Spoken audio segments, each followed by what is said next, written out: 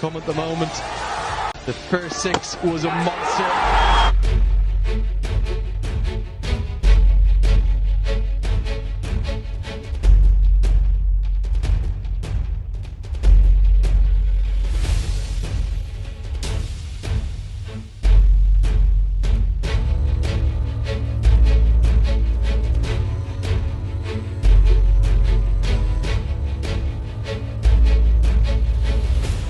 Come at the moment.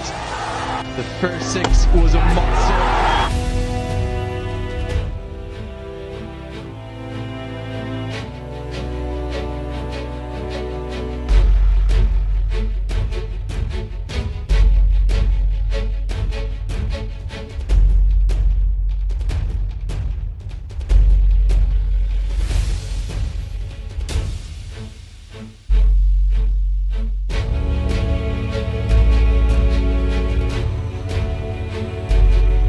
अच्छी feelings हैं और अल्लाह का शुक्र है, बॉलिंग हमेशा से इंजॉय करती आई हूँ और अब भी ये 5 विकेट तो हमेशा मुझे याद रहेंगे अपने कैरियर में।